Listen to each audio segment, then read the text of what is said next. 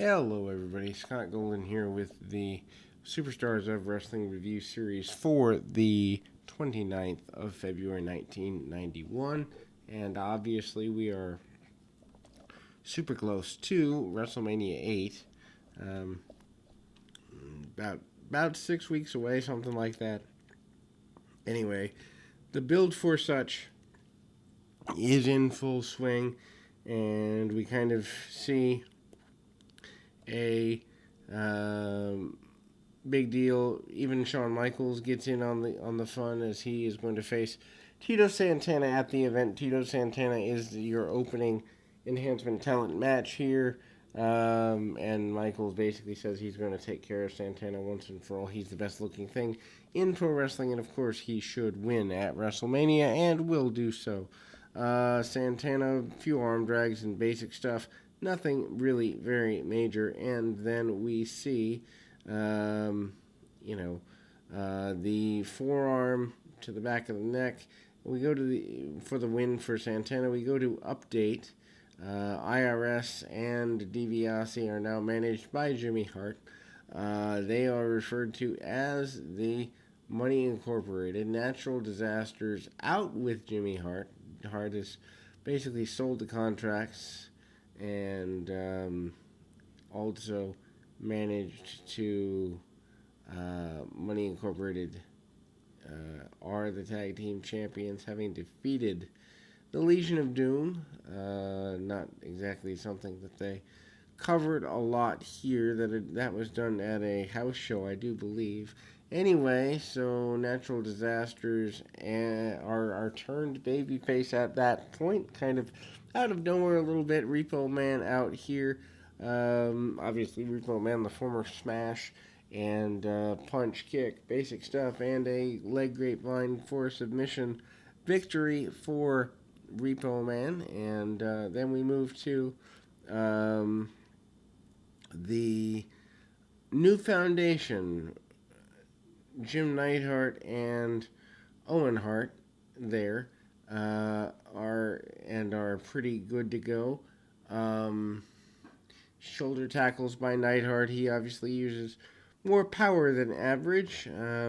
Tag off to Owen Hart. Owen comes in, hits the top rope, kind of elbow drop after a modified spine buster by Neidhart. Neidhart manages with a big body slam. Rocket launcher 1, 2, 3, and obviously this is a pretty big deal. On this particular occasion, Sid Justice and Ric Flair, your world champion, doing an insight promo with the sights being on Hogan and Roddy Piper for that night in the Boston Garden. Hogan is fired up, is still annoyed at being betrayed by Sid Justice, and promises to drag him all over Boston in every fashionable way possible, and maybe even some unfashionable ways. In any event, Papa Shango out here. Papa Shango hits knees, forearms, and basic stuff to the back of his opponent. Takes about a 90-second duration, but he wins with a shoulder breaker while getting a shot of the smoking skull that he's brought with him. They plug Hogan's newest movie, Suburban Commando, which was not exactly the best of situations. Typhoon and Earthquake are now baby faces. They are kind of surprising that they're going to continue the match with Slaughter and Duggan, but needless to say, that's kind of there. They don't really. They actually kind of overlap this to where it looks like they're not baby faces, but they are due to the departure of Jimmy Hart at this point. Then we move into the WrestleMania report. You know, Mr. Perfect basically says that he and Ric Flair have a secret on Randy Savage. Savage isn't man enough to hang with Flair, and there are things that they know that are going to bring Savage down. Savage promises to be part of the double main event that wins the World Championship. He promises to be a multi-time champion at the end of WrestleMania 8.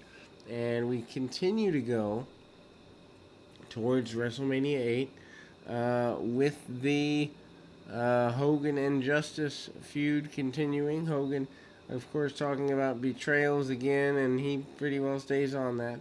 An unfortunate match is next, and I say unfortunate only because it is short to the point, and unfortunate for the guy who has to do the job, and also for Kerry Von Erich, who's fallen so far in just a couple of years.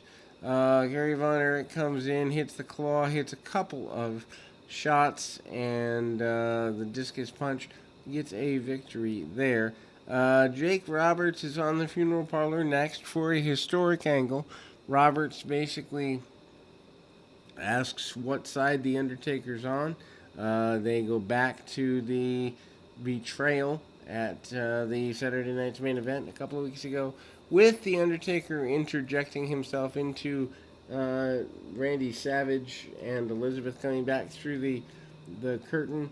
Undertaker basically comes out and says he's not on the side of the Snake Man any longer. And then Jake says, "Don't turn on me. Trust me." He slams the Undertaker's hand in a casket, inferring that he is breaking the fingers of the dead man. Jake grabs a chair, hits a couple of shots on the Undertaker, 3-4 of them with the chair. Undertaker dragging the casket while his hand is still in it towards the snake. Can't back him down. Meanwhile, Paul Bearer has been, in fact, laid out with a DDT by Jake Roberts, so the chaos continues there. Hacksaw Duggan posts this. They're trying to bring the crowd back up a little bit. And Sergeant Slaughter are your combatants for the final match of the afternoon or morning, depending on where you were in the country. Most of the time it was morning for me. Slaughter and Duggan continue to be baby faces. Punch, punch, kick, kick, clothesline by Duggan. 1, 2, 3, and once again we go to one final hype for the Boston Garden that night. Hogan and Piper and Sid and Flair is your main event, and that's a pretty big deal. We are moving towards March. We are less than, probably about a month away from WrestleMania 8, and we will be back with more right after this.